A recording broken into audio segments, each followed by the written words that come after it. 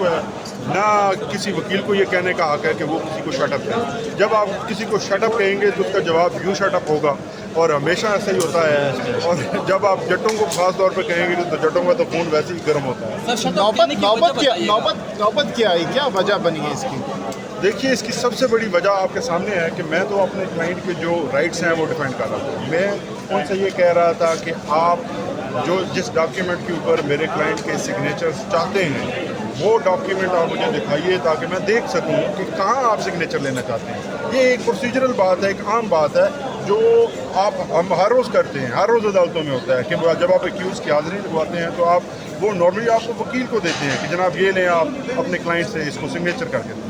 ہم وہاں کیوں ہوتے ہیں عدالت میں؟ ہمارا کام کیا ہے؟ ہمارا کام ہے معاونت کرنا عدالت کی, ہمارا کام ہے اپنے کلائنٹ کو ڈیفینڈ کرنا. ہم وہی کام کر رہے تھے, لیکن آپ کے سامنے ہے کہ وہ ان کا ٹیمپر جیسے اوپر گیا اور بعد میں ان کی طرف سے کہا گیا کہ آپ نے پرووک کیا. اب آپ مجھے یہ سارے بتائیں کہ شٹ اپ کہنے والا پرووک کرتا ہے یا یو شٹ اپ کہنے والا؟ یہ سمپل سی بات ہے. پرووک پہلے کیا گیا, باتیں پہلے کی گئی ایسی, اور کنڈکٹ آپ کے سامنے ہے. کنڈکٹ یہ ہے کہ وہ جو جینون اپلیکیشنز آتی ہیں, جو ان کا باعث ہے وہ چھلک رہا ہے, وہ ہر روز پروسیڈنگ میں نظر آتا ہے.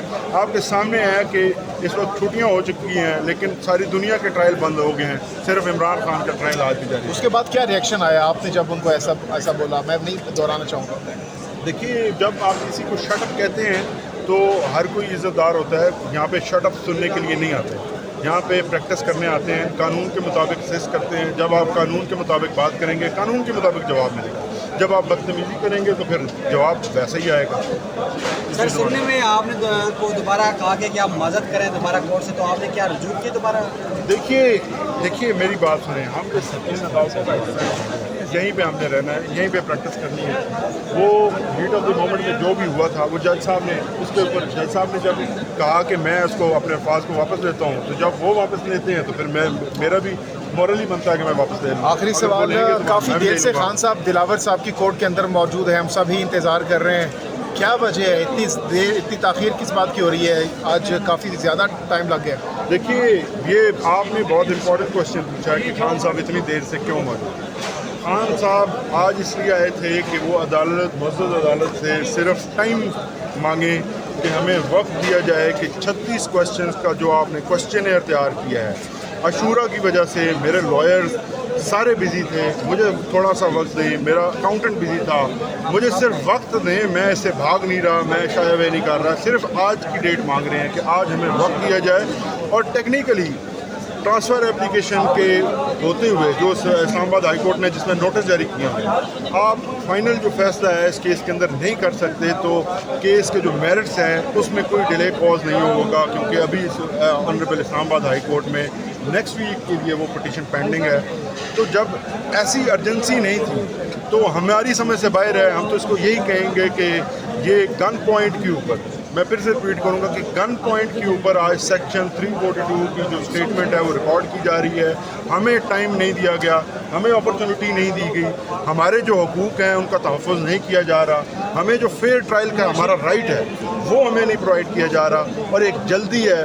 میری نظر میں اس فیصلے کا آنا جو ہے وہ ہم سب کو معلوم ہے کہ کس قسم کا فیصلہ آئے گا جب پروسیڈنگ اس قسم کی باعث ہوں گے. آپ کے مخالفین کہتے ہیں کہ اس سے پہلے وزرائے اعظم نواز شریف مختلف بڑی شخصیات عدالتوں کے چکر لگا چکے ہیں, تو کیا عمران خان کو لاڈ لیں؟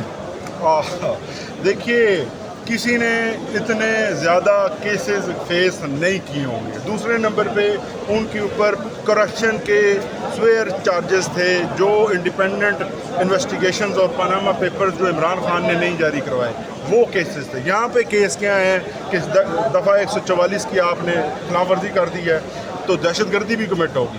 اور مذہق کا خیز اتنے ہیں کہ ایک ہی جرم اگر توشہ خانہ کا ہے تو اس کے اوپر 3 قسم کی مختلف فوجداری کاروائیاں ہوتی ہیں جو آئین کے آرٹیکل 12 کے سراسر خلاف ہے, جہاں پہ آپ کو ایک سے زیادہ سزائیں نہیں دی جا سکتی ایک جرم کے اوپر. تو یہ ساری چیزیں آپ کو دیکھنی ہوں گی.